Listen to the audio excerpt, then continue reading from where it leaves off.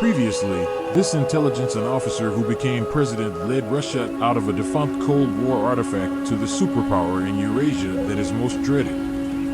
Hello and welcome to Z. Please don't forget to subscribe and hit the bell icon. Vladimir Putin, now who is frequently called similar to Adolf Hitler today, is dead. The results will be disastrous.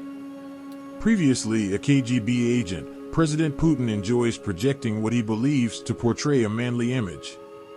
According to reports, his fixation with going home Russia's previous glories, the USSR, dominate his thoughts.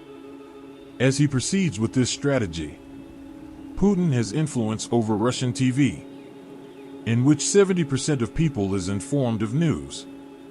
His leadership is well known.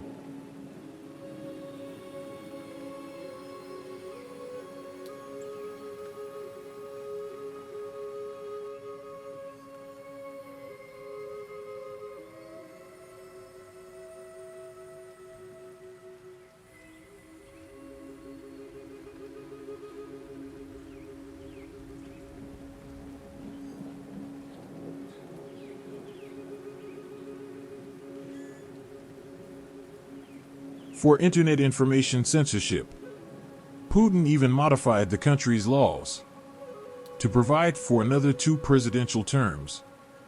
That implies that he may be running until 2036, after he reaches the age of 84. He went after power in his pursuit to march into Ukraine, resulting in the death of innocent bystanders, children included. This government has also Europe's largest nuclear power facility. So, if this apparent lifelong dictator passed away today, now that the Russian dictator has been pronounced deceased, there would be a power vacuum in Russia, never seen since the passing of second Russian terror leader, Stalin, Joseph, in 1953. Politicians and oligarchs would pursue to grasp hold of anything they could. Who then has priority access to Putin's vacant seat? Power would immediately pass to Prime Minister Mikhail Mishustin. Before the next election, this temporary president would preside for 90 days. There would be plenty of time left for Putin's inner circle to expand their influence. Putin, you see,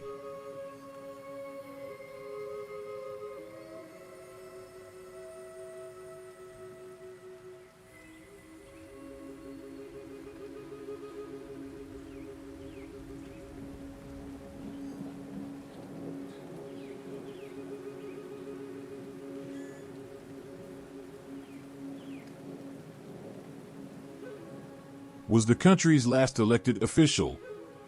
Once in office, and he positioned his devoted followers in significant positions and eliminated his political adversaries. Alexei Navalny, the opposition leader who contested elections and coordinated opposition to the government protests, were imprisoned. What a waste of a free and impartial election. Now, since there isn't a single person in charge, the autocrats may begin to emerge. Game of Thrones scenarios in real life, they balance their armies and plot coups against one another. What does that signify, though, for Russia's ongoing conflict in Ukraine? Well, as COVID-19 expanded globally, at home, Putin's standing dropped to new lows. However, his invasion of Ukraine sparked a nationalistic nightmare. According to him, Ukraine's decision to join for Russia's security, NATO constituted a serious threat.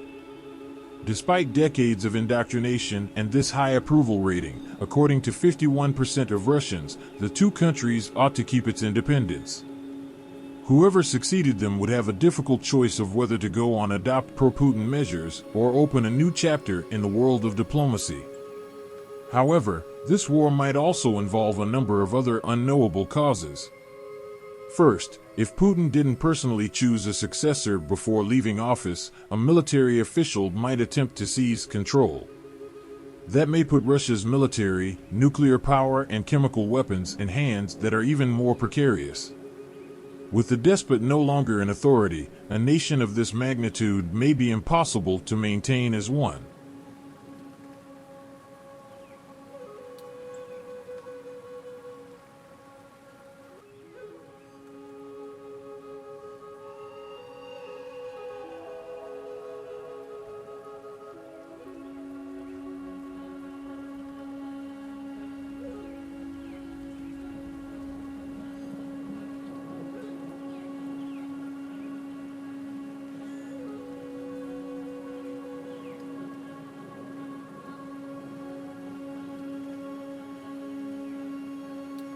This may provide the United States, as well as the European Union, the potential to destroy Russia's economy. Russia attacked Ukraine after that. The world reacted by waging war. Putin imposed financial penalties. The value of the ruble fell to less than 1 cent. Many were cut off by the SWIFT financial system from using their services with Russian banks. Consequently, transactions totaling trillions of dollars processing was halted. Russian citizens are not even permitted to board some airlines' aircraft. Additionally, numerous nations already denied Russian aircraft access to their airspace.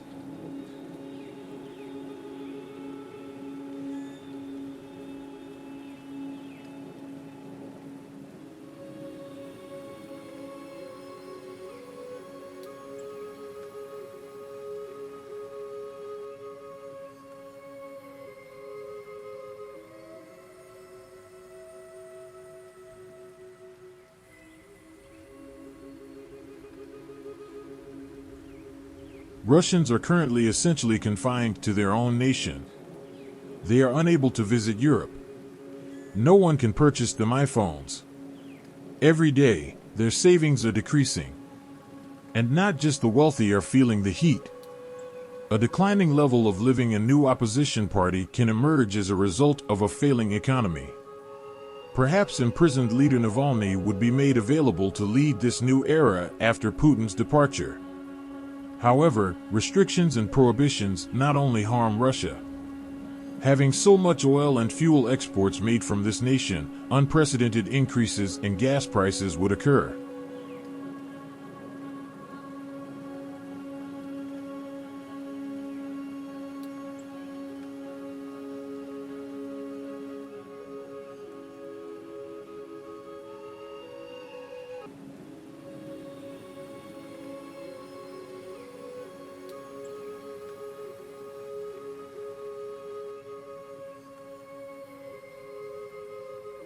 Russian exports make around 30% of all global exports of cereal grain products.